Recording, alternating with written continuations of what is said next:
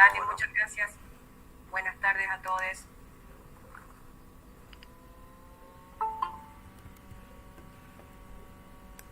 Listo, Ariel y Leti, ya estamos por YouTube. Gracias. Bárbaro. Muy bien, muchísimas gracias. Bueno, queremos darle la bienvenida y el agradecimiento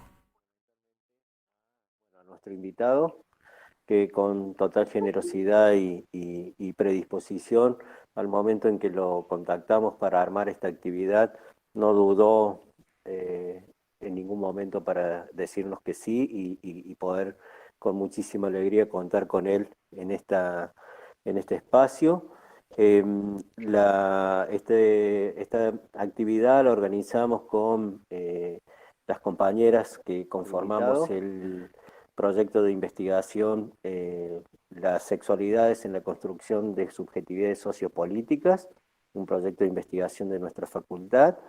Nos acompañan y a quienes les agradecemos también por su siempre predisposición y acompañamiento al proyecto de investigación Juventudes Contemporáneas, Políticas, Desafíos y Tensiones, a la maestría de Sociedad e Instituciones, a la carrera de especialización en Derechos Humanos y Acceso a la Justicia, a una asamblea, un grupo, un encuentro de varones que le hemos dado en llamar Varones Trabajando su Masculinidad, a ADEM San Luis, que es la Asociación por los Derechos de las Mujeres, y otras tantas compañeras que nos acompañan y nos alientan a realizar estas actividades, y que, bueno, estamos como la primera del año 2021 y estamos acá, como les decía recién,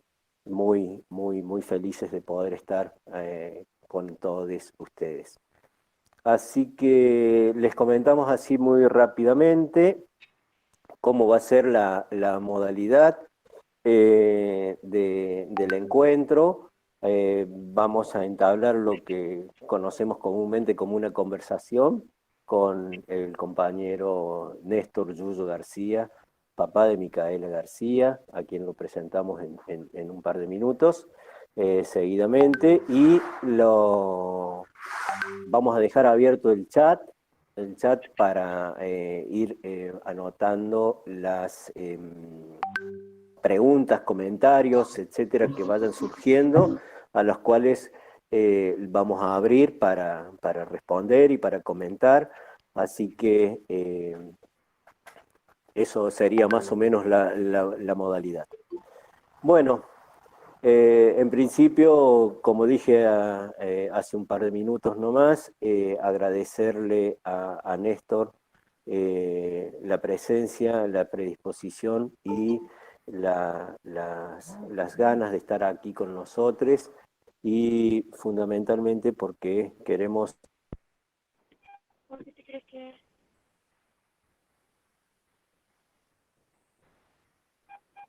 van a venir unos días más lindos? Pero ya entramos el domingo, ya estamos en el otoño, ¿no? ¿Ah?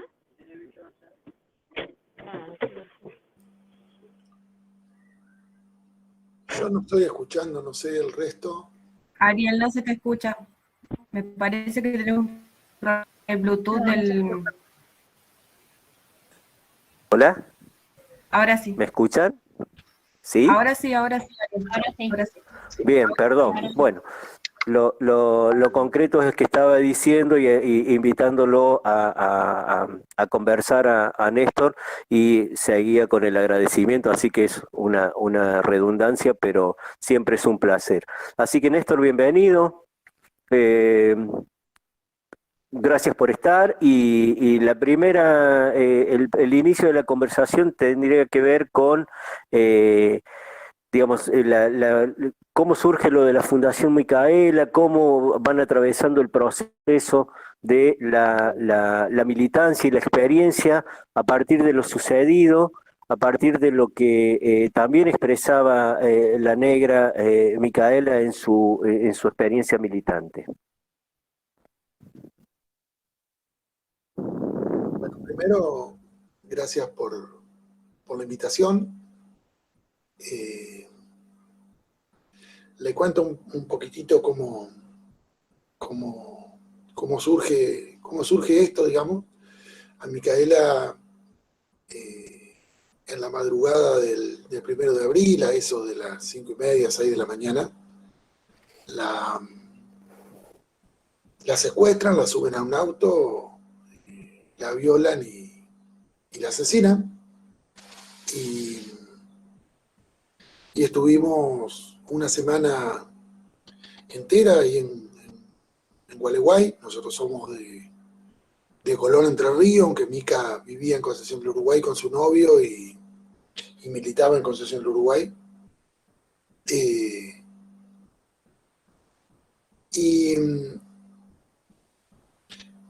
Y pasaron en esa semana varias situaciones, digamos, cuando el día martes nosotros nos enteramos que se había ubicado la BREC en donde la había secuestrado y subido a Micaela. Estaba prófugo Sebastián Wagner, que era el sospechoso. El día jueves a Wagner se lo apresa en la localidad de Moreno, la provincia de Buenos Aires, y se lo lleva a la comisaría de Gualeguay. Y cuando pasó el jueves, digamos, yo ya me imaginé un desenlace de esta característica, por los días que habían pasado. Lo que deseaba era que al menos se pudiera encontrar el cuerpo, digamos. Empecé a preparar a Andrea, la mamá de Mica, en esta situación, y nosotros nos pasábamos el día en la comisaría, y a la noche, bastante tarde, cuando la policía llegaba y se bañaban y se sacaban el barro de las botas después de buscarla todo el día, entre el fiscal y el jefe de policía de la localidad y las personas de investigación, nos hacían un informe del día, nos decían cuáles eran las hipótesis que tenían para el día siguiente y un poco qué es lo que iban a hacer el día siguiente.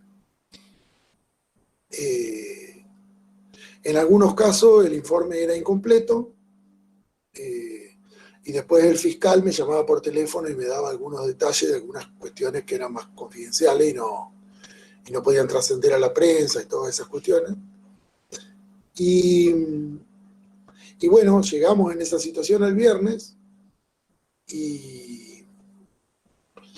y el viernes, cuando nos hacen el informe, notamos mucho nerviosismo, una situación rara.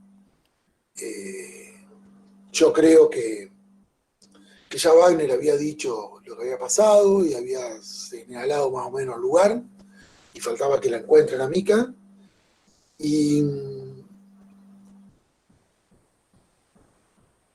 ante ese nerviosismo, yo les dije que independientemente del resultado, a mí me gustaba siempre valorar los procesos y que iba a estar agradecido a lo que se había trabajado en el caso de Micaela. Mencioné el hecho de que me lo habían tratado de que no me enterara, pero me enteré igual.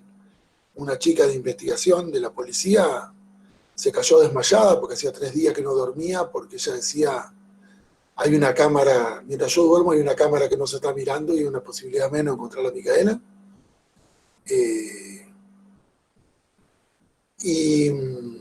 Y cuando el sábado, cerca del mediodía, nos avisan que habían encontrado el cuerpo de Micaela,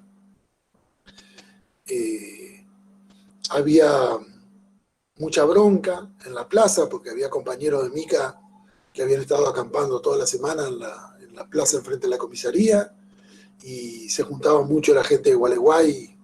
Ahí se armaban grupos de búsqueda, que salían a buscarla a la par de la policía. Y bueno, y yo les dije eso y cuando nos avisaron, después de un rato, digamos, lo fui a buscar al fiscal, al jefe de policía de la provincia, al jefe de policía de la ciudad de Gualeguay, al ministro de Gobierno y Justicia, que estuvo ahí casi toda la semana con nosotros, invitándolo a que teníamos que salir a la plaza a hablar y calmar un poco la violencia que se podía generar. Y salimos con esa idea.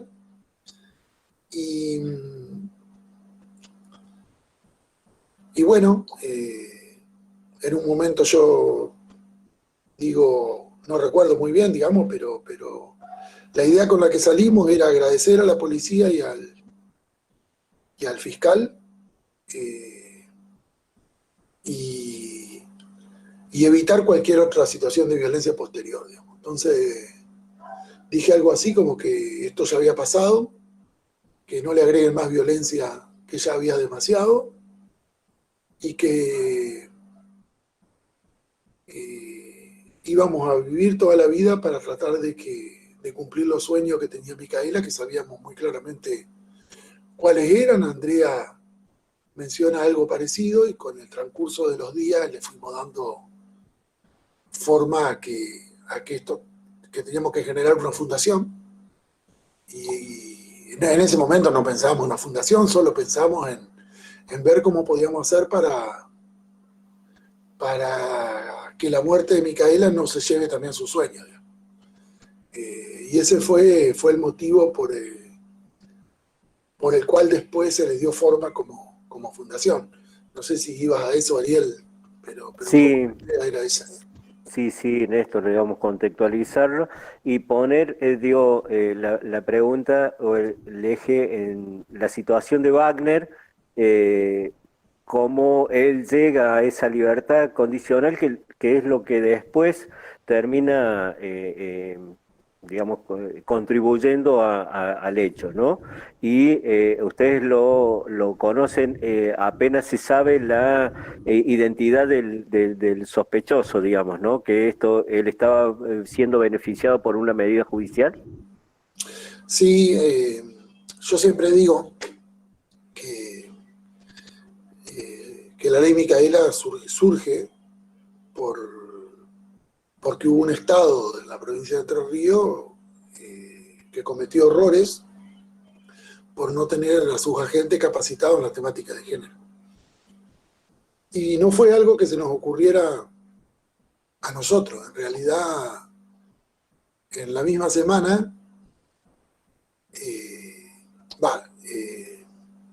el mismo día que se encuentra el cuerpo de Micaela, el sábado 8 de abril, a la tardecita, Flora Axelrad, una abogada que trabajó junto a Carmen Argibay cuando era jueza de la Suprema Corte de Justicia de la Nación. Carmen Argibay crea la Oficina de la Mujer y la pone a ella como responsable operativa de la Oficina de la Mujer.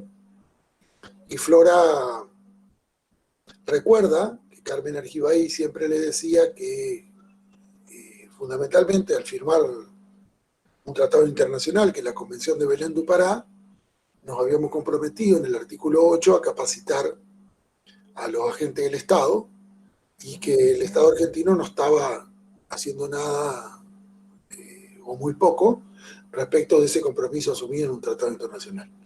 Y Flora escribe en su Facebook a la tardecita, Flora Axelrad, si quieren lo pueden buscar en su Facebook, Ley Micaela de capacitación en los temas de género para todos los agentes del Estado. Uh-huh. Le ponen Ley Micaela García y después, en la semana siguiente, comenta en una reunión de trabajo que estaba escribiendo el articulado de un proyecto de ley y que quería conseguir el teléfono de Andrea o mío, Andrea la mamá de Mica, o mío, para pedir una autorización para que el proyecto tenga el nombre de Micaela y que estaba buscando una abogada, una diputada o una senadora para que lo presenten en el Congreso. Y en esa reunión estaba un primo mío, Fabio Frontelli, que nos creamos juntos, tenemos 1 año y medio de diferencia, y Fabio le dijo: Flora, el suyo es mi primo, te doy el teléfono ahora. Y Flora se comunicó conmigo y el mismo día o al día siguiente el Movimiento Evita me manda un proyecto similar con el mismo objetivo. Micaela militaba en el Movimiento Evita, que apuntaba a lo mismo, a que el Estado se capacite. Eran diferentes los proyectos, y ahí surge un poco la idea de la ley Micaela. Por ahí la gente cree que fue algo que se nos ocurrió a nosotros. En realidad nosotros nos comprometimos después. Lo que sí pedimos fue que trataran de unificar los 2 proyectos, porque de ambos bloques, digamos, en ese momento estaba el bloque del Frente para la Victoria y estaba el bloque del Peronismo para la Victoria, que era el de Levita, 2 bloques distintos. Querían que fuéramos a la Cámara de Diputados a hablar de su proyecto. Y nosotros con Andrea dijimos que si íbamos a ir a presentar los 2 proyectos juntos, que se pusieran de acuerdo entre ellas, y unos días después nos convocan a una presentación de 13 proyectos que le llamaron Leyes Micaela García, de casi todos los bloques de la oposición en ese momento.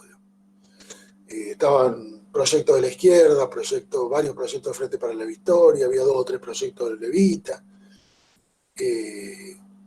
Y bueno, hicimos la presentación, y también otra cosa que pedimos es que trataran de unificar el proyecto. Cosa que se hizo en la Comisión de Familia, Niñez y Adolescencia de diputados.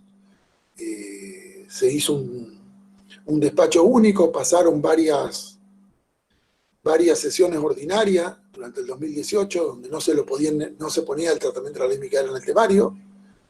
Se terminaron con las sesiones ordinarias, perdí estado parlamentario a fines del 2018, y surge el acoso de Juan de Artés a Telma Fardín, y Telma lo denuncia, y ahí surgen varias actrices hablando del tema. Se hace muy mediático todo, y ahí los bloques de la oposición aprovechan a pedirle a Macri que incluyera en la sesión extraordinaria del 18 de diciembre el tratamiento de la ley Micaela, una sesión que había sido convocada para tratar una ley de barra brava de fútbol, porque se había suspendido la final de la Copa Libertadores entre River y Boca. Claro. Y ahí por la ventana entró la ley Micaela, y bueno, se votó con todos votos afirmativos, excepto un voto negativo, que fue el de Alfredo Ormedo en diputados, el 18, y al día siguiente se lo trató en el Senado, donde había 59 senadores o senadoras presentes que lo votaron en su totalidad afirmativamente, y el 10 de enero del 2019 se promulgó. Bien. Ese es un poco el recorrido. El recorrido. Y la ley Micaela, ¿por qué a Flora se le ocurre hacer esto? Digamos, porque que nosotros lo fuimos comprendiendo después, y por eso nos comprometimos tanto con la ley Micaela, porque hubo 3 hechos donde intervinieron agentes del Estado sin perspectiva de género. El primer hecho es que Sebastián Wagner, que hoy está condenado a cadena perpetua por secuestro, violación y femicidio de Mica, se le unificaron 2 juicios por violación. Se resolvió por juicio abreviado en una oficina entre un juez, un fiscal y la abogada de Wagner, y le dieron poquititos años de condena por esas 2 violaciones. Y en la justicia penal, el preso, al cumplir 2/3 de esa condena, puede solicitar la libertad condicional. Y hacía muy poquitito tiempo, cuando pasó lo de Mica, que Sebastián Wagner tenía libertad condicional. Por lo tanto, si le hubiesen dado más años de condena, no hubiese podido solicitarla. El segundo hecho fue que La libertad condicional se la entrega a un juez de ejecución de pena, Carlos Rossi, de la ciudad de Gualeguaychú, que tenía 7 informes que desaconsejaban la libertad, advirtiendo que iba a volver a violar, de profesionales de la psicología, servicio penitenciario de la provincia de Entre Ríos, y ningún informe que aconsejara la libertad. Y a pesar de esto se le otorgó igual a la libertad condicional. Y el tercer hecho es el día anterior, el viernes 31 de marzo, el papá de una nena va a hacer una denuncia porque Sebastián Wagner había intentado violar a su hija y no se le toma la denuncia porque la jueza no estaba en la ciudad, cuando era una denuncia por violación, donde Wagner estaba cumpliendo condenado por violación, y tenía un domicilio declarado que era el que estaba viviendo. Por lo tanto, si le hubiese tomado la denuncia, que era por el mismo motivo por el cual estaba preso, esa noche hubiese estado en la comisaría y no se hubiese encontrado a la madrugada con Micaela. Y acá intervienen 4 agentes del Estado sin perspectiva de género. Entonces, si bien la ley Micaela es una ley de capacitación de los agentes del Estado, que apunta a cambiar conducta, a cambiar patrones culturales,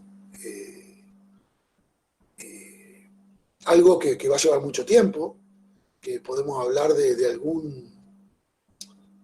algún cambio en el mediano plazo, cambio un poquitito mejor en el largo plazo, pero esto va a llevar tiempo, porque hay una construcción social que sostiene una desigualdad estructural que tiene miles de años,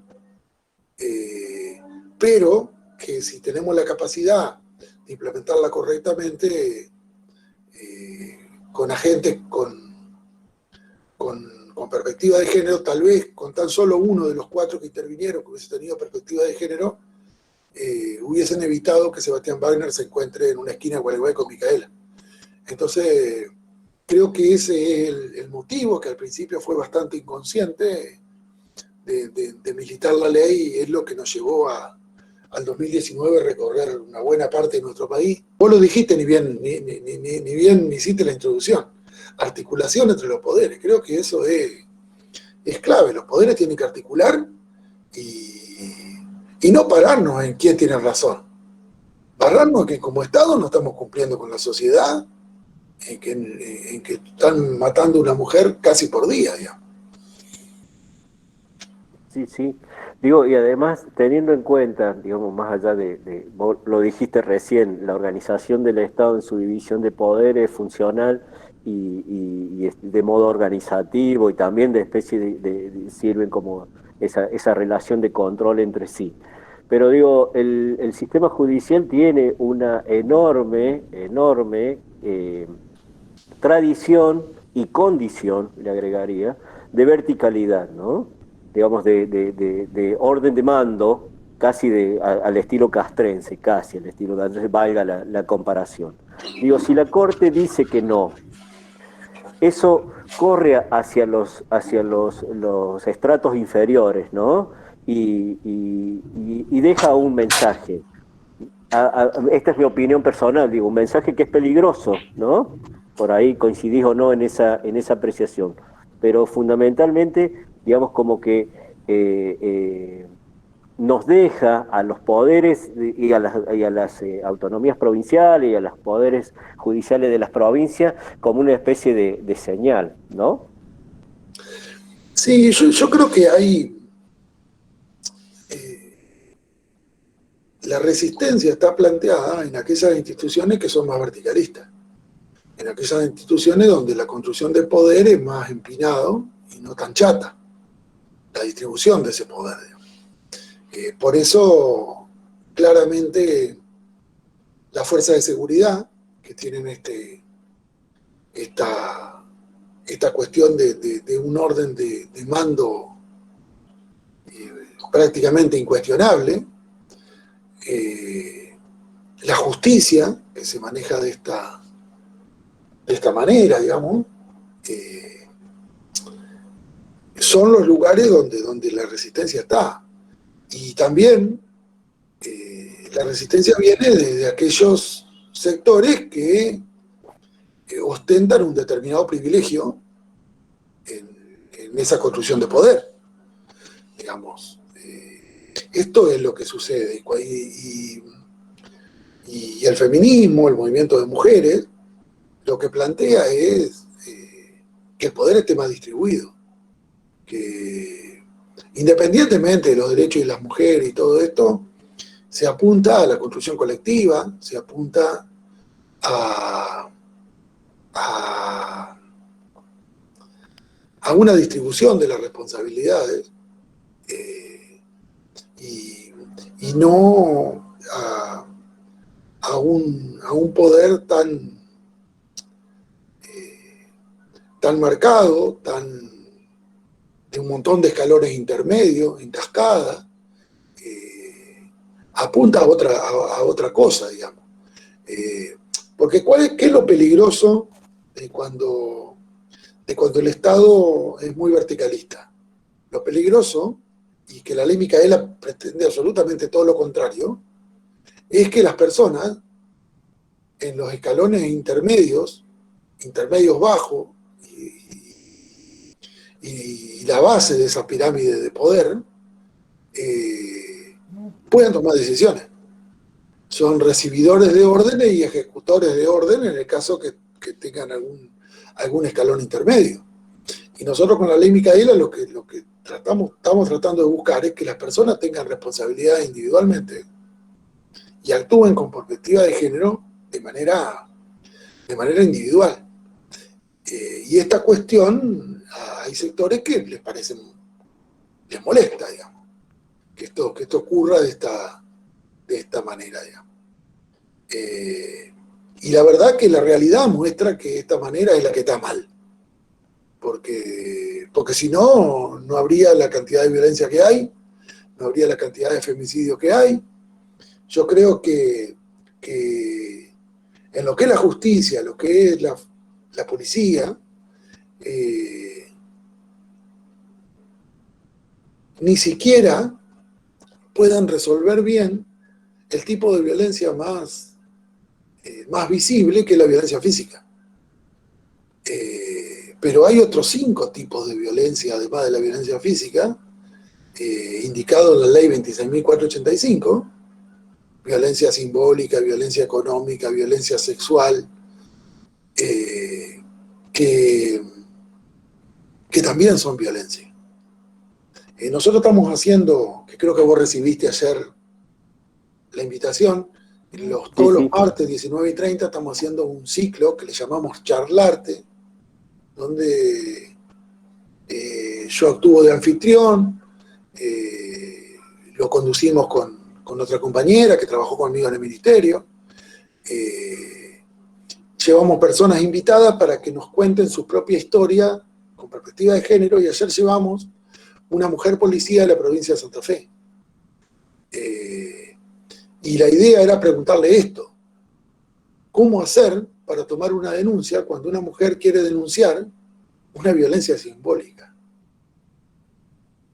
¿Cómo se hace? Y la verdad que ella nos dice que estamos muy lejos de eso, que todavía no estamos en condiciones de tomar todas las denuncias de tipo físico que las mujeres quieren denunciar, ¿no? Entonces el camino que hay por recorrer es muy largo y muy complejo, porque esta transformación se va a lograr cuando fundamentalmente los varones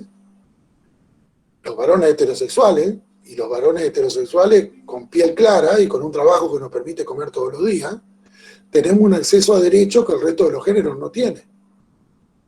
Y cuando una parte accede a derechos y otra parte no, tenemos que hablar de privilegio.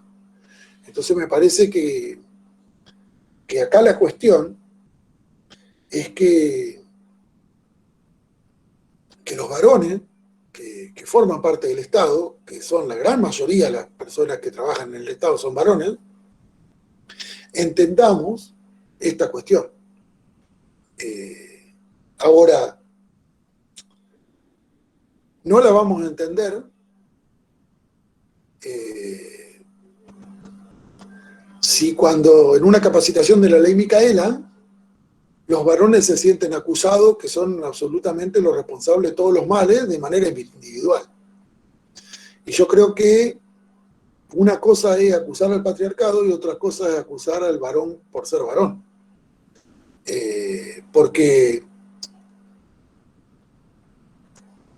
seguramente muchos de los que están escuchando acá son docentes o están relacionados con la docencia, y los que somos docentes sabemos que cuando tenemos una alumna, un alumno que se siente atacado, se cierra, y cuando se cierra pierde capacidad de incorporar conocimiento y saberes nuevos.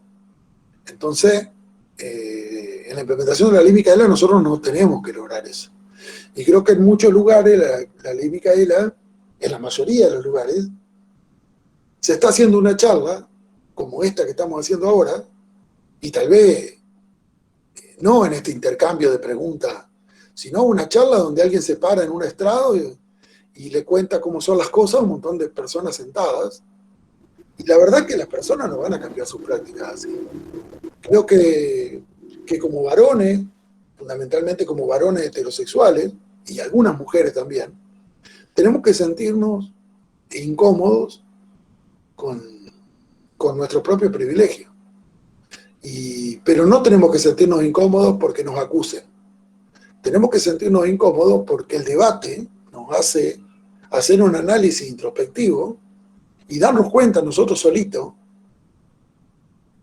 de que esto así no va más y de que somos parte de esta construcción social, que en la punta del iceberg está el femicidio, que después están las violencias físicas que se ven, pero hay un montón de microviolencia, de micromachismo, que sostienen todo esto, y el femicidio es la puntita, lo que se ve, lo que todo el mundo está en contra. Pero todo el mundo está en contra de eso, pero no todo el mundo está en contra de reconocer privilegio y de entender que una sociedad donde los puestos de más importancia y de mayor responsabilidad están ocupados por varones y las mujeres no pueden acceder a esos puestos, estas cosas van a seguir pasando. Porque parte de una sociedad tiene derecho a acceder a determinados lugares y otra parte de la sociedad no. Nosotros pensábamos que para la implementación de la ley Micaela, la modalidad que hay que implementar es la educación popular. Que partiendo de la base de que, como decía Paulo Freire, nadie lo sabe todo y nadie lo ignora todo. Que todas las personas tienen sus saberes. A una mujer, pongámosle, que no sabe leer y escribir, que viene soportando la violencia de su pareja durante toda su vida, ¿qué le vamos a enseñar de cómo defenderse? Por más que no tenga ningún saber académico. Y esos saberes y esas experiencias personales tienen que plasmarse a través del diálogo en las actividades de implementación de la ley Micaela. Partir de situaciones problemáticas que suceden en los ámbitos laborales del propio Estado, que suceden en las sociedades donde los Estados intervienen de manera directa, y tratar de encontrar soluciones colectivas a esas situaciones problemáticas planteadas. Y trabajar el tema del patriarcado, trabajar el tema de la desigualdad, sin necesidad de etiquetar. Etiquetemos después si hace falta. El tema es trabajar la problemática, hacer talleres, que las personas dialoguen, que digan su postura, que su postura no sea aceptada por el resto, que sea cuestionada, con respeto y con la posibilidad de que todas las personas tengan el espacio para poder transmitir sus vivencias y sus saberes individuales. Porque a mí siempre me gusta decir, digamos, que nosotros, desde antes, yo soy ingeniero, pero siempre laburé en gestión, y yo siempre tomé una analogía de la realidad con una pelota, ¿no? Entonces, si yo decido, en base a lo que veo una pelota, yo lo que puedo ver a lo sumo la mitad de la pelota, de la superficie de esa pelota, que me representa la realidad. Pero en realidad lo que estoy viendo con detalle, los bordecitos que están al costado, no alcanzo a distinguir muchos detalles de esos bordecitos. Estoy viendo alrededor de un tercio de esa pelota con mucha suerte. Y para poder encontrar soluciones colectivas, necesitamos que otras personas vean la parte de esa pelota que nosotros no podemos ver. Ujú. Y esto se genera a través del diálogo en un ambiente democrático, donde las personas que están a cargo de estos talleres no intenten bajar línea y tratar de convencer a todos lo que piensan, sino que su función primordial es que se mantenga el respeto, que todas las posibilidades, las personas que quieran tomar la palabra la puedan tomar, garantizar eso, que se pueda dialogar sobre los temas, que se pueda debatir, porque uno se compromete, porque de acá, si partimos de una situación problemática, van a salir soluciones colectivas. Y si cualquier persona se siente una parte chiquitita de esa solución, se va a comprometer mucho más con el cambio de la realidad, con esa solución, porque se siente parte de la misma. Aunque lo que salga, lo que ella piensa sea muy poquitito de lo que está en esa solución colectiva. Creo que por ahí viene el tema. Nosotros tenemos que tratar de llegar a la ley Micaela, no hablando de generalidades, no haciendo encuentros con capacitaciones enlatadas, sino que las personas sepan cómo podrían hacer su trabajo que hacen todos los días de manera cotidiana con perspectiva de género. El mismo trabajo que hacen todos los días, hacerlo con perspectiva de género. Pues si nosotros hacemos una charla y no se lo relaciona con la tarea cotidiana de las personas que son agentes del Estado, que se están capacitando, el efecto de la charla puede durar 2 semanas, 3 semanas, y después volvemos a la misma realidad que teníamos antes. El tema es poder acercar la ley, poder acercar la perspectiva de género a cada tarea cotidiana que haga cada uno de los trabajadores del Estado. Ahí sí podemos aspirar a un cambio de la realidad en una escala interesante, ¿no?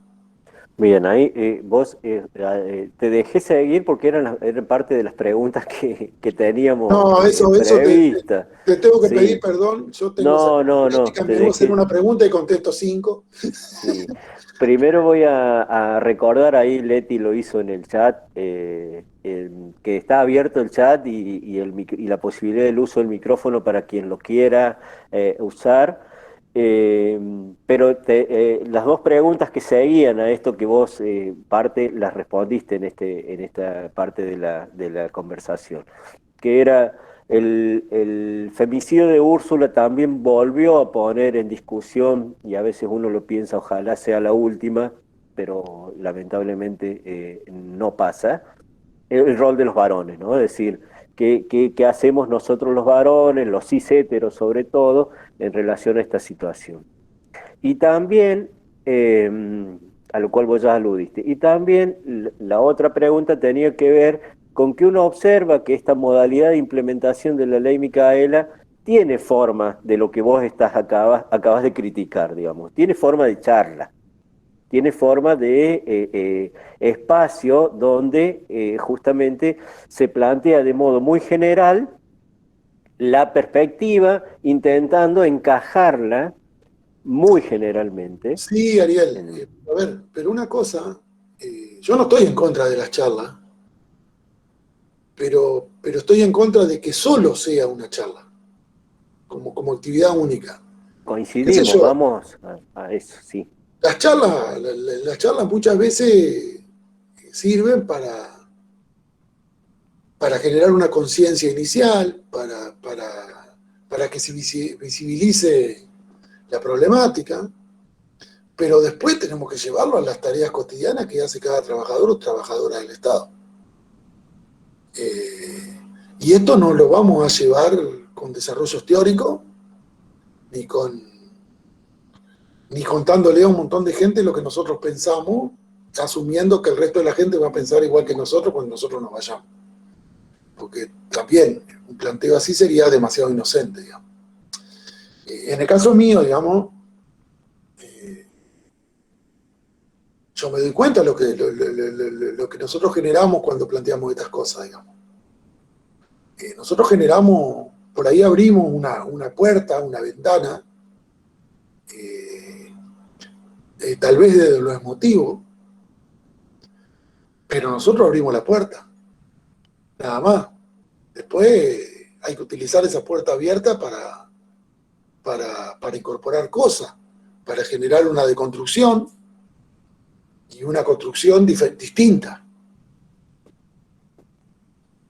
Un proceso de reeducación plantean algunas propuestas, ¿no? Digamos, esto que vos decías recién, la educación popular como herramienta, como metodología, como mecanismo, y la posibilidad de desaprender lo aprendido. Pensaba cuando decías el ejemplo de cómo una mujer que no ha podido transitar por los espacios educativos, puede entender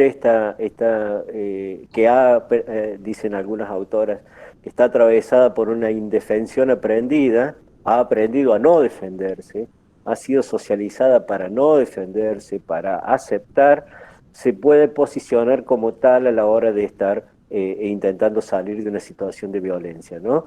Y digo, esto de poder desaprender lo aprendido, coincidimos plenamente que es a través de la educación popular, a través de poder vivir esa praxis de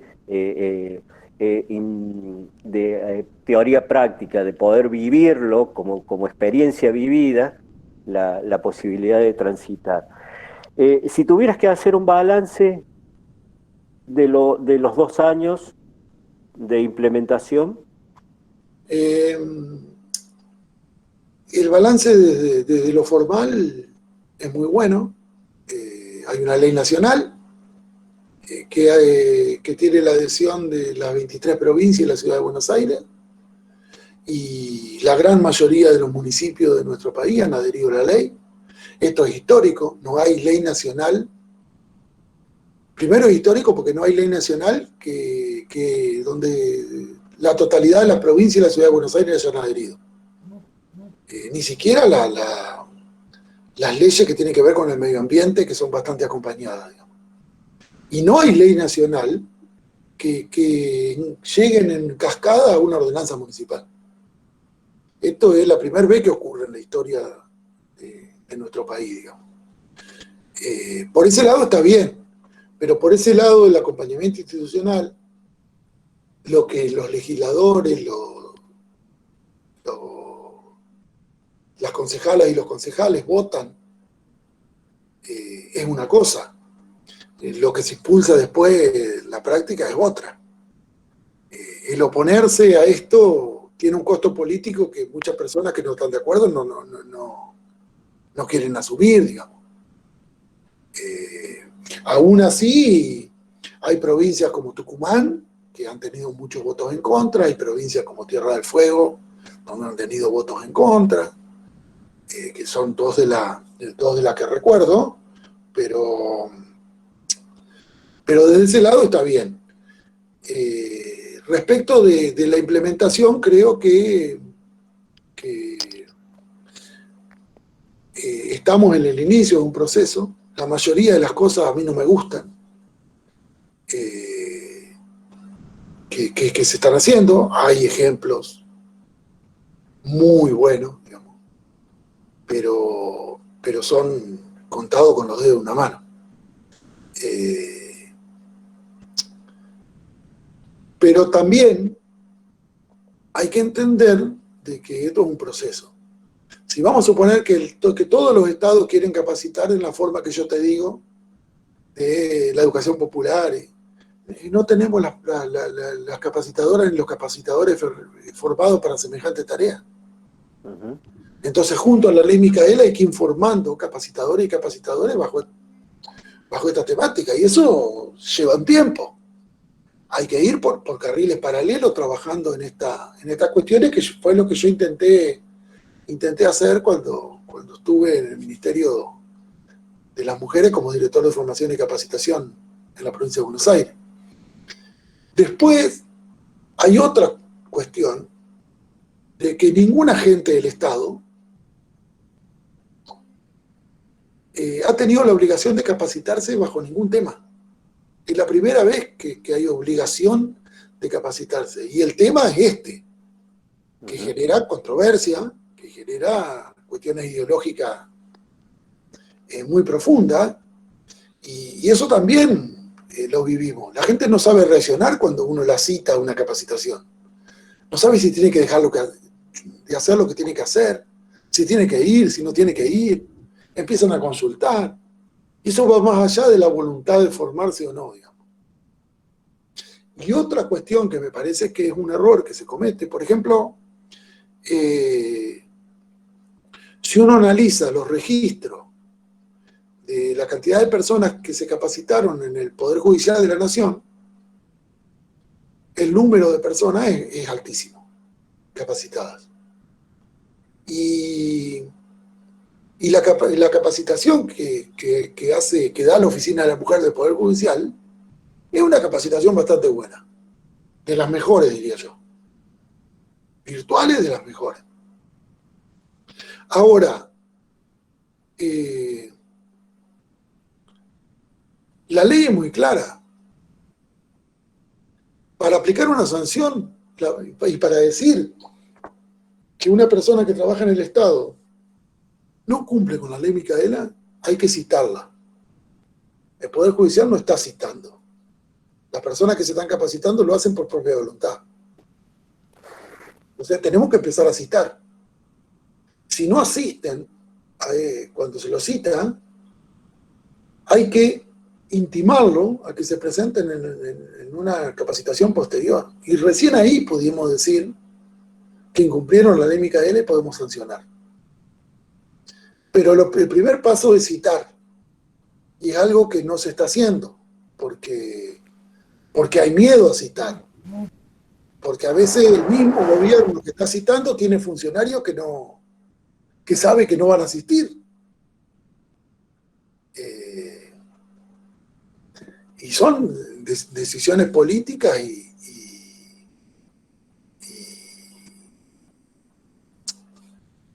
cuestiones que hay que animarse a avanzar, digamos.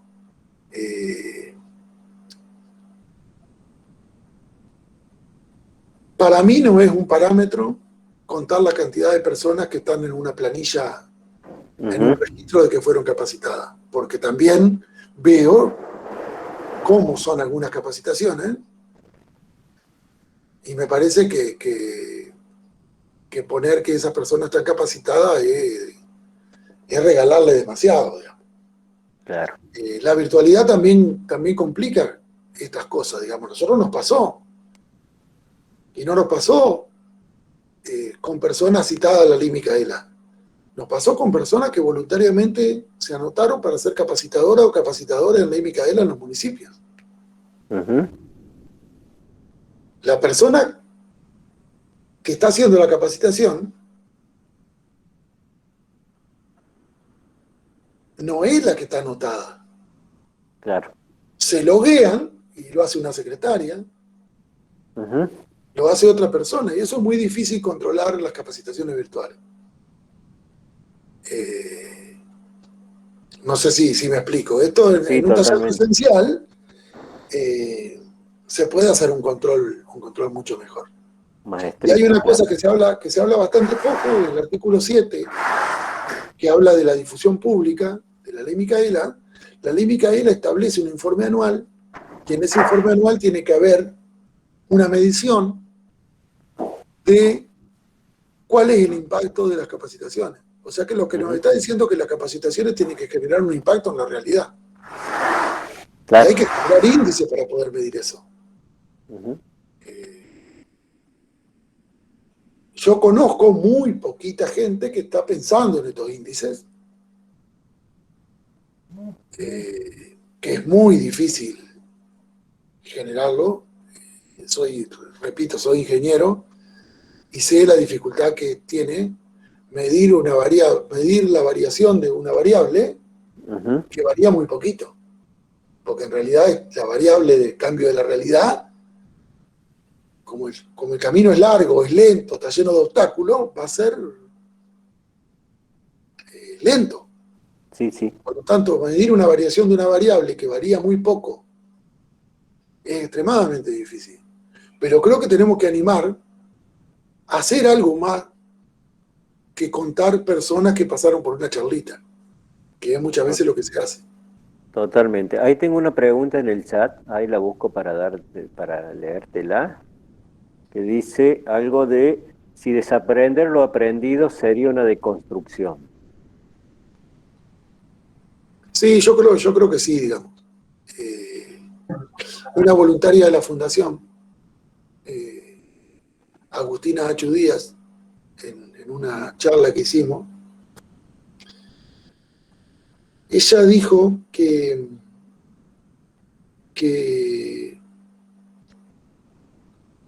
esto es una construcción social, que las personas no nacen odiando al negro, odiando a las personas de otra raza, odiando al pobre, no nacen así. La sociedad los va haciendo así. Y ella dice, ¿en qué momento nosotros empezamos a negociar nuestros propios valores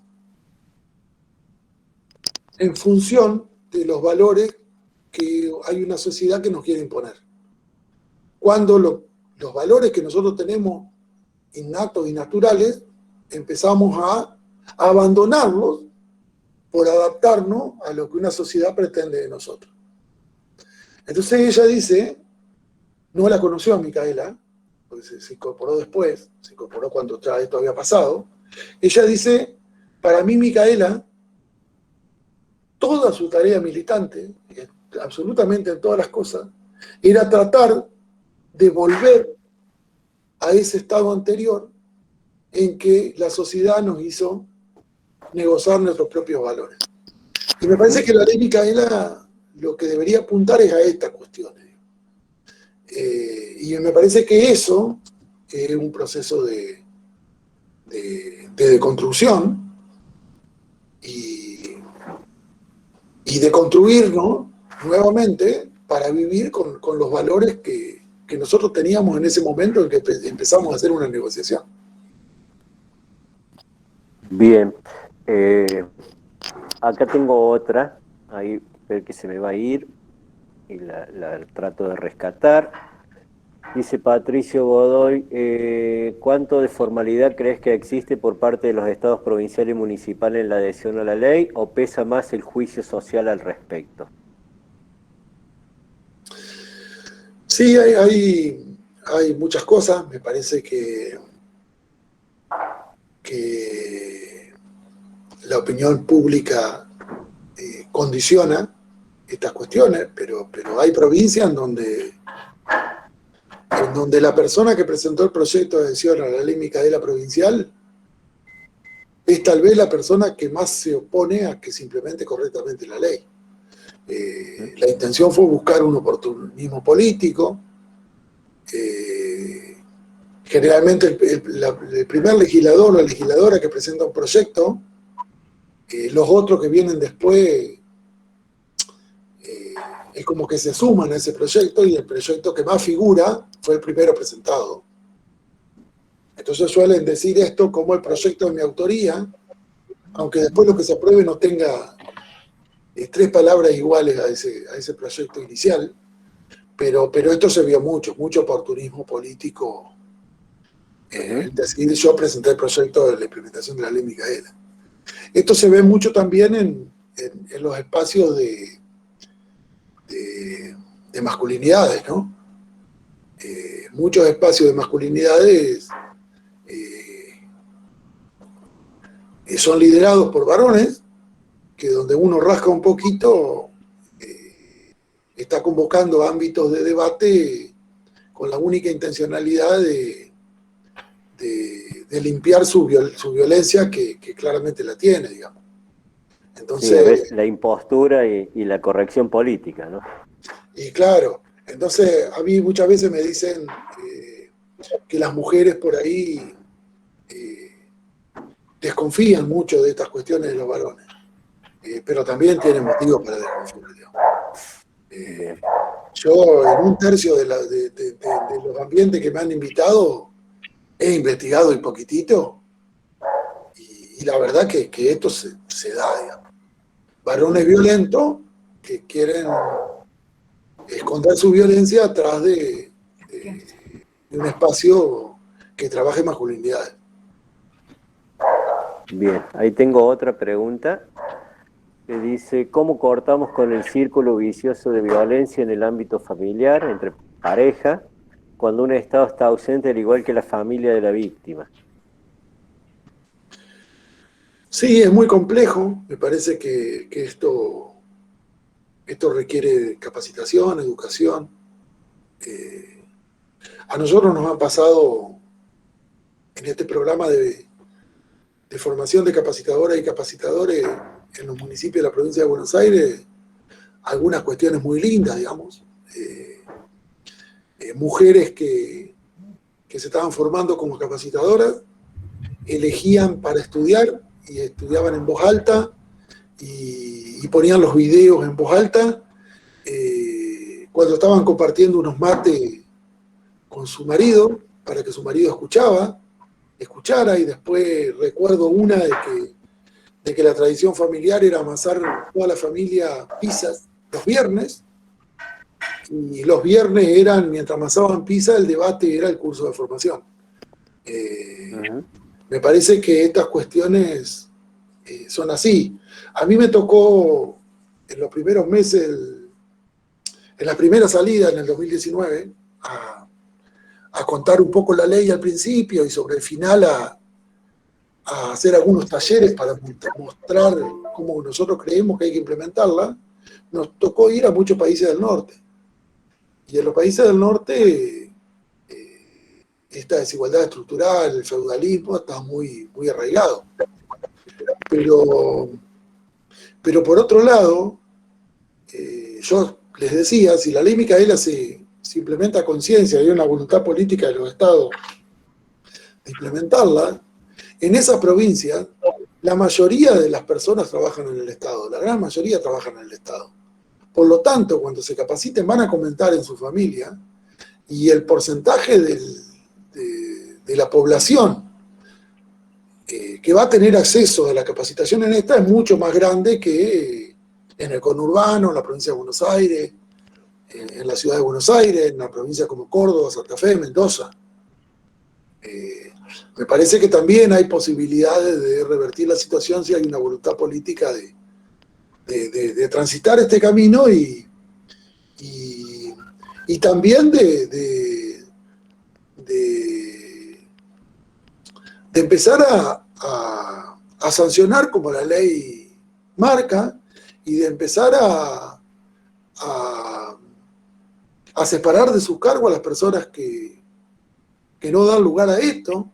Cuando surgió lo de Úrsula, que hoy comentaba, salió una información periodística que no la chequeé, pero vamos a suponer que el número ese no sea, que sea menos, pero se hablaba de 6.000 agentes de policía que tienen denuncias por violencia de género, que siguen ocupando un rol activo dentro de la policía y que portan un arma.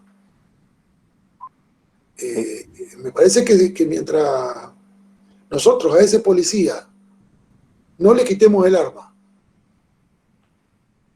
y no lo separemos momentáneamente de sus funciones, es muy difícil que actúe de manera diferente, aunque sea que actúe porque no cumple con su función, ¿no? Claro, sí, sí. Te cuento otra pregunta que tengo aquí en el chat, que dice Sonia, la anterior fue de Nelson Godoy, esta es de Sonia Pereira, dice, coincidiendo plenamente en que la educación popular es la herramienta necesaria para capacitar sobre esta ley, ¿cómo realizan las formaciones de quienes llevan a cabo las capacitaciones? Bueno, yo creo que en esos ámbitos la virtualidad es posible porque hay una voluntad de estas personas de ser capacitadores en la Micaela.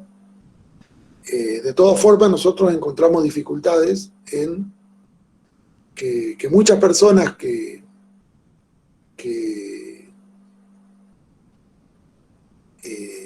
hacen la formación más con el objetivo de obtener el certificado que de asumir un rol transformador de la sociedad, lo que pretenden es que el material de la capacitación de formación de capacitadoras y capacitadores, ese mismo material lo lleven a una implementación de la ley Micaela. Y la verdad que no. Que eso es porque hay conocimientos mínimos que una capacitadora o un capacitador en la ley Micaela tiene que tener. Nosotros dábamos una unidad completa sobre educación popular, pero por ahí, alguna de las cosas que notamos es que también de la educación popular se tomaba una cuestión muy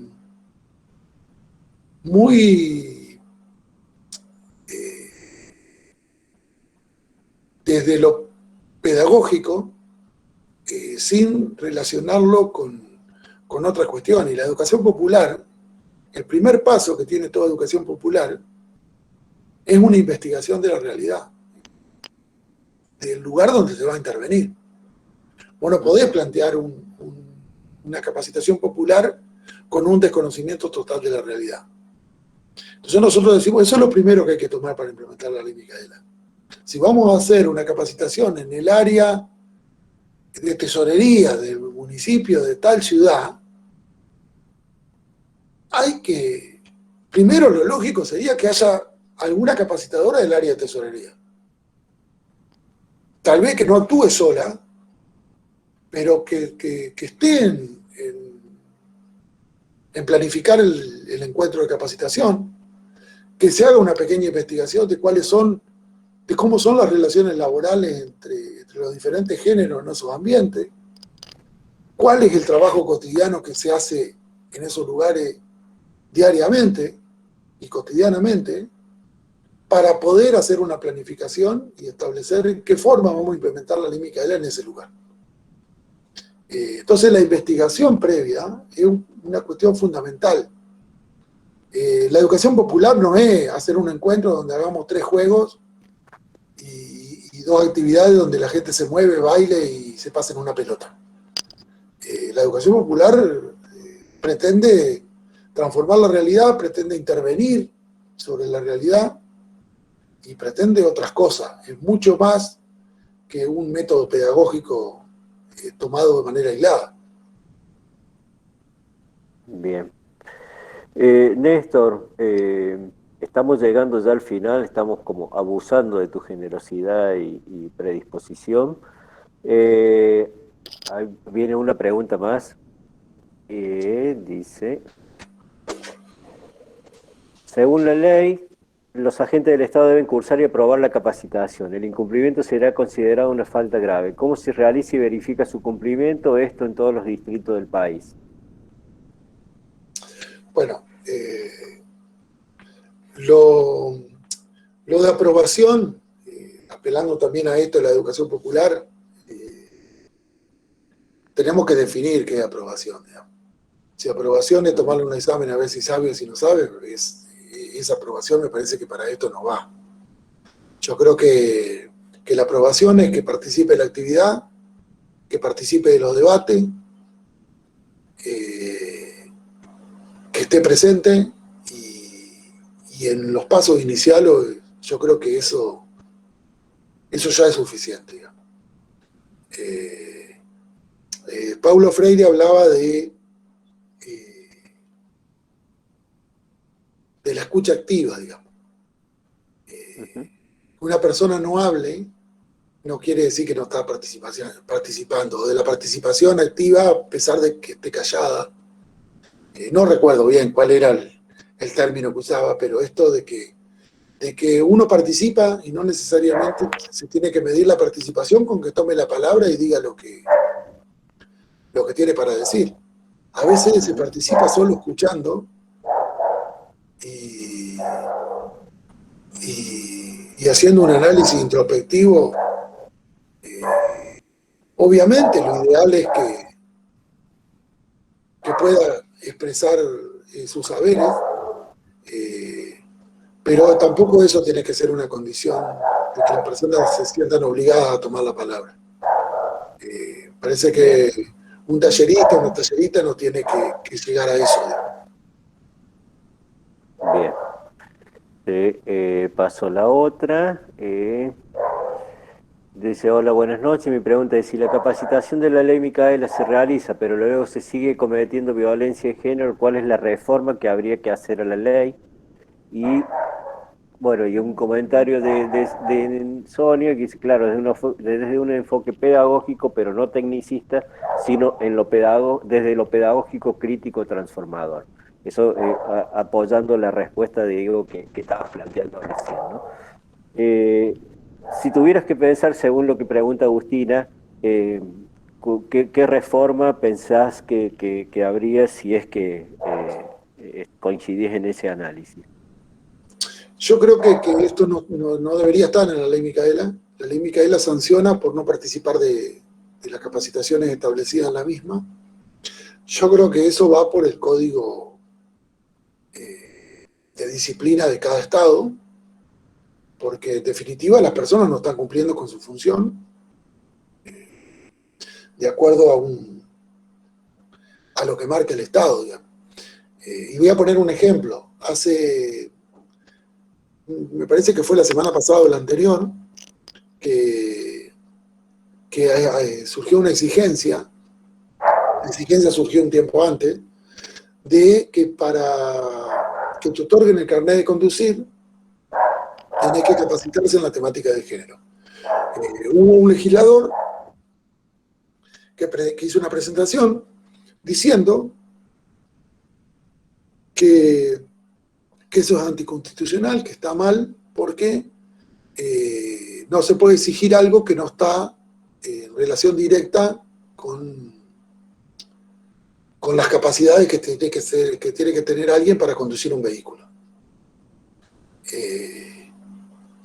Ahora, el artículo 75 de la Constitución Nacional establece 2 o 3 cositas interesantes, digamos.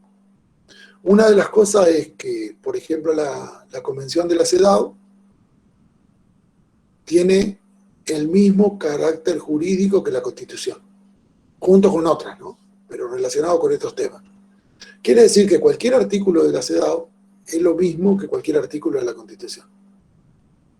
La Convención de Belén do Pará, que un tratado internacional que fue posterior a la Constitución, ¿cómo entra acá?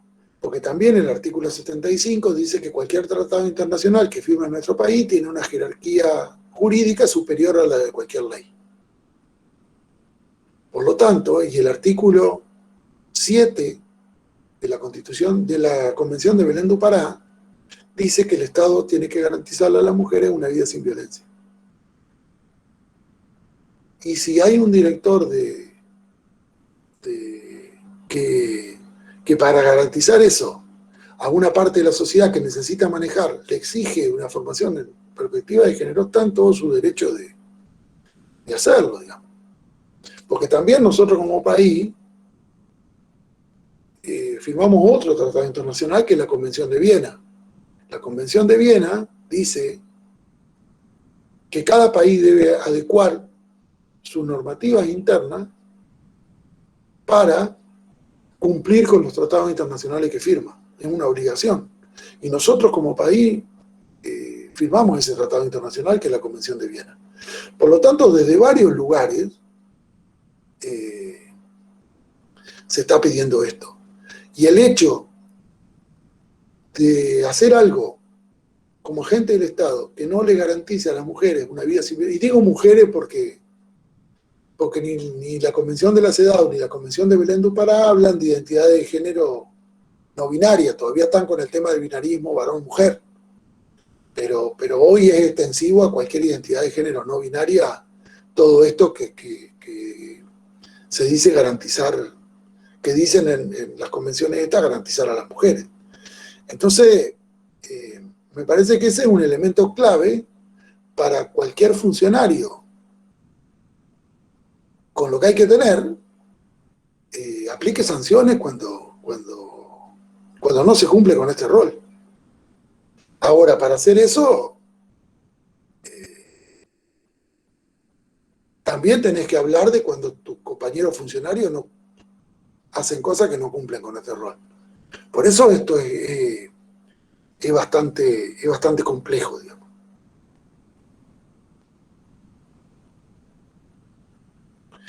Está silenciado. Ahí voy. Que no, que decía que coincidiendo con lo que vos planteabas, el domingo en página 12 salió una nota de un compañero del Instituto de Masculinidad y Cambio Social donde dice claramente que uno de los problemas que estamos teniendo es que cada uno de nosotros tiene una amiga conocida o familiar que ha sido víctima de violencia, pero pocos tenemos algún varón que haya sido victimario y que no dan los números en ese sentido, no dan las cuentas, ¿no? Digo, esto de las convivencias, las connivencias, las complicidades en el ámbito de los desarrollos en las instituciones opera como un obstáculo, ¿no?, para pensar estas cosas. Néstor, no sé si alguien más quiere preguntar algo, algún comentario. Leti, Jime, que son integrantes del proyecto, quieren hacer alguna apreciación. Yo digo, personalmente, quiero decir algo antes de terminar y de agradecerte, es que hay algo que a mí me parece profundamente conmovedor, que es la transformación, ¿no? La transformación de estos hechos tan dolorosos en militancia, en activismo y en transmisión de la experiencia con el fin de posibilitar otros mundos posibles y otras tareas, y eso para mí es de una profunda admiración. Así que eso es lo que yo te quiero reconocer a vos, a Andrea, a toda la familia, porque me parece central. Y agradecerte desde ya esta invitación. A ver si alguien quiere decir algo. Leticia ahí se había desmuteado. ¿O no, Leticia? Sí, bueno, muchísimas, hola Néstor. Muchísimas gracias por tu inmensa generosidad. Este es un tema muy convocante dentro de todo el ciclo de conversatorio, es uno de los que más gente ha solicitado participar y estamos por un lado, muy contentos de que este tema les interese y coincido muchísimo con lo que estabas diciendo, especialmente evitar las latas o los enlatados de capacitación sobre la ley Micaela, que yo he participado en algunos y la verdad me llevo un sabor amargo, ¿no? De ir a una capacitación que está pensada para todas, todes igual, cuando no hay un diagnóstico previo, como vos bien decís, de qué es lo que está pasando en esa ciudad, en ese municipio, área o lo que sea. Nada más que eso, darte las gracias inmensas, porque esto nos ayuda a pensar nuevas propuestas para trabajar esto, y emocionada por todo esto y agradecerte nada más. Sí, muchas veces se escribe lo de la educación popular y se aplica poco. Yo creo que se está demasiado parado en llenar registro, mucho más parado en llenar una planilla con personas capacitadas que en transformar la realidad. Y me parece que el objetivo tiene que ser transformar la realidad, aunque lleguemos a menos personas. La capacitación es obligatoria y también es permanente. Este también es un error que se comete. Queremos meter 15 temas en una capacitación de 3 horas. Entonces, en lugar de llevar claridad, llevamos confusión. Nosotros hicimos el año pasado una pequeña encuesta informal desde la Fundación a ver cuántas personas sabían la diferencia entre género y sexo. y hay un 60% de las personas que no saben la diferencia entre género y sexo. Y la mayoría de la implementación de la ley Micaela ya parte de que esto está súper sabido. Y en realidad esto surge porque nos movemos en círculos donde hablamos entre nosotros, entre personas que queremos transformar la realidad, que estamos convencidos de la temática. Y si queremos cambiar la realidad, tenemos que llegarle a aquellas personas que hoy no están convencidas de esto. Y no están convencidas no porque, tal vez porque... el optimismo que yo tengo, la esperanza que yo tengo, es que creo que la mayoría de los varones actúan mucho más por costumbre, porque mi papá era así, porque mi abuelo era así, porque es más fácil seguir a favor de la corriente que remar en contra de la corriente, y no porque no quieran que las mujeres no accedan a determinados derechos. Y ahí es donde nosotros tenemos que mostrar la forma de cómo pueden tomar decisiones con perspectiva de género. Yo digo siempre esto, nosotros no necesitamos que todos los agentes del Estado se conviertan en feministas. Con que tomen decisiones con perspectiva de género ya nos alcanza. Ojalá y podamos hablar de otros lugares, pero a veces uno siente que se quiere llegar al sexto escalón sin pisar el segundo, el tercero, el cuarto y el quinto. Entonces, eso lo más probable es que nos peguemos un porrazo a intentar subir la escalera. Me parece que tenemos que animarnos a ir despacio, a saber que esto es así. Nosotros no podemos ir a una velocidad más grande de que la sociedad está dispuesta a aceptar. Yo siempre digo, si un amigo mío se cambia el auto y yo no sé el auto nuevo que tiene y yo voy caminando por la calle y él pasa 50 y me toca bocina, va a una velocidad mucho más grande que la que voy yo y no voy a alcanzar ni siquiera a identificar qué amigo es el que me tocó bocina. Y acá pasa lo mismo. Si nosotros pretendemos que por ósmosis la gente adopte un montón de conocimiento, no vamos a lograr nada. La ansiedad es un enemigo que nosotros tenemos para estas cuestiones, digamos. Creo que para la implementación de la ley Micaela, que es capacitación, tenemos que tener paciencia.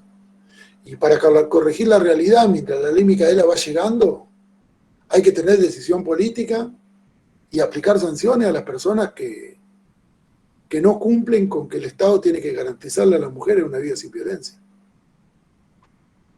En el mientras tanto, ojalá que a través de la ley Micaela esas sanciones empiecen a desaparecer. Pero bueno, hay que implementar la ESI, hay que meter en los planes de estudio de todas las carreras, pero fundamentalmente de abogacía, la temática de género. Y no en una unidad, en una materia aislada del primer año de la carrera. En toda la carrera, en las materias troncales de la carrera. El Código Civil, el Código Penal se pueden estudiar de una forma con perspectiva de género y de una forma distinta sin perspectiva de género. El Código Laboral, por hablar de abogacía. Cuestiones como que los femicidios en general ocurren y la violencia, sobre todo en nuestro país, es de la modalidad de violencia doméstica. Ocurre en la privacidad, no hay testigos. Hay que armar los casos en base a pruebas indirectas, a indicios. No hay casi pruebas directas. Y los abogados en las universidades se forman para armar los casos en base a pruebas directas. Y los abogados después terminan siendo fiscales, terminan siendo jueces, algunos de ellos, sin que la universidad los forme en este sentido. Entonces, yo siempre digo, la ley Micaela hoy tiene una concagua para escalar. Pero si nosotros logramos meter la educación sexual integral, que se implemente correctamente, que las carreras universitarias en los planes de estudio estén atravesadas por la perspectiva de género, en 15, 20 años, tal vez la ley Micaela tiene un cerro para escalar, pero no la Concagua. Y esto hay que tener una fuerte decisión política desde varios ámbitos. La ley Micaela no va a resolver todo por arte de magia. Hay que encarar la temática desde un montón de lugares. Agradecido por la invitación, la verdad que me sentí muy cómodo. Me gustó la modalidad, en general me invitan a hacer una charla y hablo 40 minutos. Y después hablo tanto que parece que asusto y no se animan a preguntar.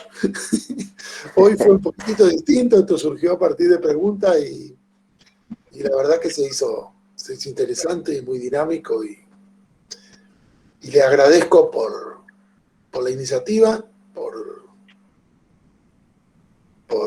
por estas cuestiones de que esta charla no es una charla aislada, está claro, y gracias también por la invitación.